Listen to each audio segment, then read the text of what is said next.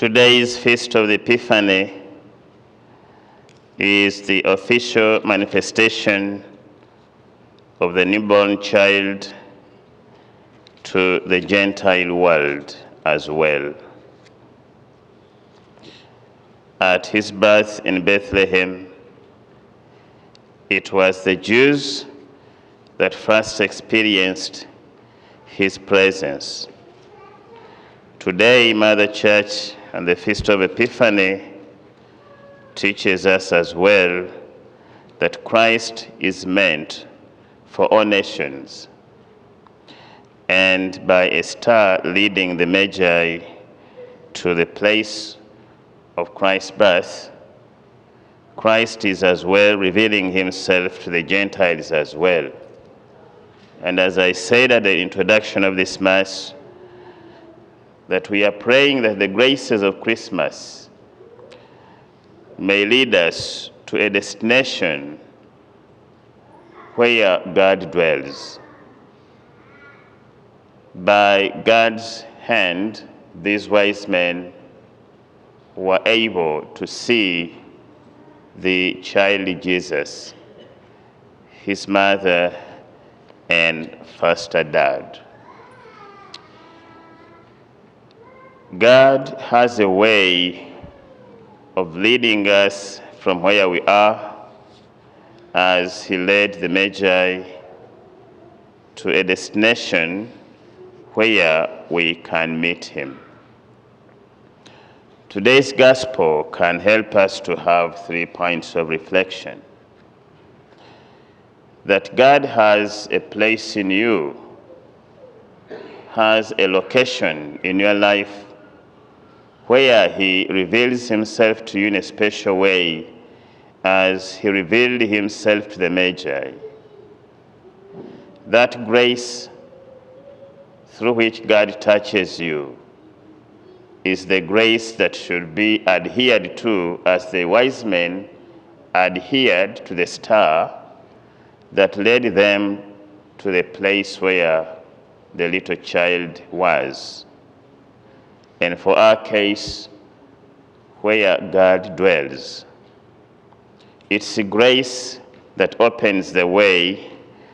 It's grace that leads us to meet the Savior, and the Savior would like our attention. So like the Magi who gave him attention, we too today are being called to pay attention to his signs that will lead us to where he dwells. Secondly, we have the city of Jerusalem. The inhabitants of Jerusalem had many visitors. One wonders why these 3 wise men caused a bit of concern. And they tell us in the gospel that both Herod and the inhabitants of Jerusalem were troubled. The cause of the trouble, I think, was because these wise men were responding to a sign given to them by God, a sign that they did not know, a sign they lacked understanding of. So when this sign manifests to those whom God has chosen, they become different. And those who are not good-willed feel disturbed, like Herod and the inhabitants of Jerusalem. Christ was born just in the neighborhood, but because they had no goodwill in them, they could not see the signs around this child.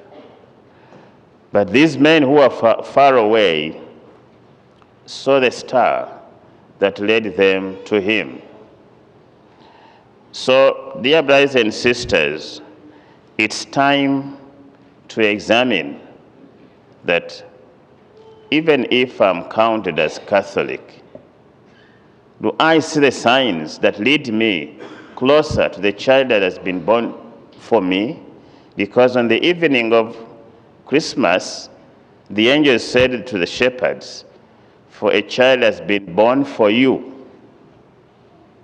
Are you open to those signs that lead you closer to the newborn child? Sometimes there is a bit of spiritual complacence. We think we know it all, we have it all. And sometimes we are surprised. It is outsiders that come in and tell us about the treasures within the Catholic Church. And when they tell us, we feel disturbed. Where did they know all this? The Spirit is leading them. The Spirit is leading them. So if we are not cooperative, then those seemingly outside, those who are not inhabitants of Jerusalem, might go ahead of us. Might go ahead of us and go to the dwelling of God. Haven't we seen converts teaching those born Catholics about their faith? This is amazing. And I think, please, continue teaching us, because some of us are in a spiritual complacency that is a little bit dangerous. So as we begin this new year, we ask the grace of God to help us to be open to grace, to lead us. And when we see the vitality that is coming up in the lives of others, let's not feel bad about them. When someone discovers the importance of Mass, when someone discovers the need to grow the spirit of prayer, when someone discovers the need of being committed to sacramental life, when people discover in a new way the guiding hand of the Blessed Virgin Mary, as we saw yesterday, she being the mother of the Church, when people discover the importance of the real presence in the Eucharist, let's not feel disturbed like Jerusalem and the inhabitants were. Instead, we should welcome those signs of newness that will lead us to go by a new way. Thirdly, we have Bethlehem, which is a place that is now gathering a lot of people. Joseph and Mary are there, the Magi are there, the shepherds are there, and the inhabitants gathered around Jesus. So Jesus is the band that brings us together in Christmas. That's why we say, leave Jesus in Christmas. And we should not overcrowd him. I'm pleased by the nativity scene we have here. There is one I saw in one of the parishes I go to. They even put in a dinosaur. I said, was a dinosaur there at the birth of the Lord? Oh, that's getting too crowded. I think so. At times, creativity goes off the road. So let us leave the cats out, the dinosaurs out. We are only told of sheep and maybe cows. That's enough population. Because Jesus should not be overshadowed. Bethlehem is gathering a lot of people today because of Christ, the star that is uniting people to come together as brothers and sisters around the Son of God, who makes them children of God. And this is the treasure that Paul has spoken of in the second reading, that he received in stewardship that led him to understand things in a new way. So this Jesus around whom we gather should teach us to look at things in a new way. And when we have learned to look at things in a new way, we shall as well go by a new way after experiencing the glory of God. The Magi went by another way.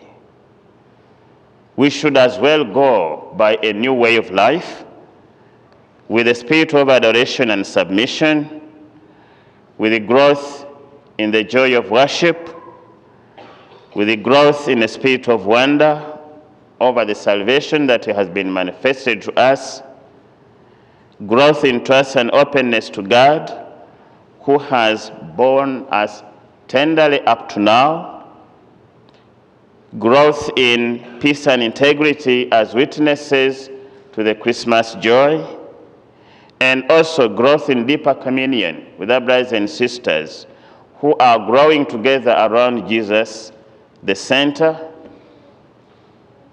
and also growth in wisdom as human beings. These wise men brought their wisdom and put it in the presence of Christ, and Christ consecrated it. That's why on their return, they had grown in new wisdom. They went by another way. So, lastly, let's use our professions to draw closer to Christ. And after we have grown closer to Him, surrender everything to Him, like they did gold, myrrh, and incense, which are mystical signs of Christ being God, King, and His future burial. Let's surrender all those treasures to Him so that He can transform them into instruments of His salvation. If we allow this to happen, then we shall walk by the new way that Christ has come to open, the one who said that I am the way, the truth, and the light. The Lord be with you.